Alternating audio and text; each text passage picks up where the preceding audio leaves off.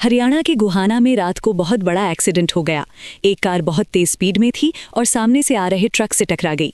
Car में 5 दोस्त बैठे थे, सभी की मौके पर ही मौत हो गई। ये सब एक शादी से लौट रहे थे। टक्कर इतनी जोरदार थी कि कार पूरी तरह पिचक गई।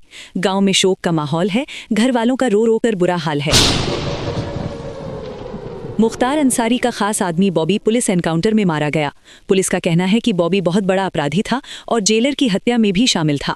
जब पुलिस ने उसे पकड़ने की कोशिश की तो उसने गोली चला दी। जवाब में पुलिस ने भी फायरिंग की और वहीं उसकी मौत हो गई। हाईवे पर एक कार सीधे जाकर ट्रक में घुस गई। कार में 3 सीआरपीएफ जवान और एक ड्राइवर था। चारों की मौत हो गई। कार इतनी बुरी तरह फंस गई थी कि शव निकालने के लिए कटर मशीन लगानी पड़ी। मथुरा का एक डाक कर्मचारी कुछ दिन पहले लापता हो गया था। अब उसका अधजला शव हरियाणा में नहर के पास मिला है।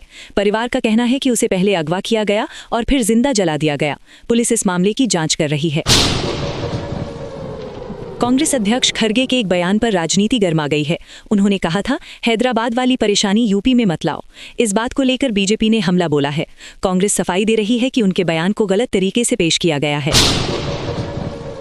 बांग्लादेश में चुनाव के बाद बीएनपी पार्टी जीत गई है। तारिक रहमान देश के नए प्रधानमंत्री बने हैं। लोग उन्हें नई उम्मीद के तौर पर देख रहे हैं। लंबे समय बाद वे राजनीति में पूरी तरह लौटे हैं। यूपी में पंचायत चुनाव अब 2027 तक नहीं होंगे। सरकार के इस फैसले पर विपक्ष नाराज है।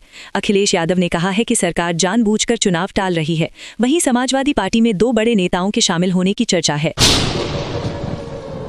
बांग्लादेश में बीएनपी की जीत से पाकिस्तान खुश नहीं है, क्योंकि नई सरकार भारत के ज्यादा करीब मानी जा रही है। जानकारों का कहना है कि इससे भारत बांग्लादेश रिश्ते और मजबूत होंगे। पीएम मोदी का विमान चीन सीमा के पास सीधे हाईवे पर उतरा। ये एक तरह का अभ्यास था, जिससे दिखाया गया कि जरूरत पड़ने पर सेना हाईवे को भी रनवे की तरह इस्तेमाल कर सकती है। डोनाल्ड ट्रंप ने कहा है कि ईरान पर हमला किया जा सकता है। उन्होंने इलाके में युद्धपोत भेज दिए हैं। इससे दुनिया भर में चिंता बढ़ गई है कि कहीं बड़ा युद्ध ना हो जाए। प्रधानमंत्री बनने के बाद तारिक रहमान के सामने कई समस्याएं हैं। देश में धार्मिक तनाव, बेरोजगारी और राजनीतिक झगड़े बढ़ रहे हैं।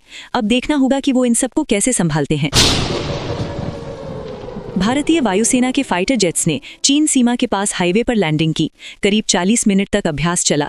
इससे पता चलता है कि युद्ध के समय भारत पूरी तरह तैयार है।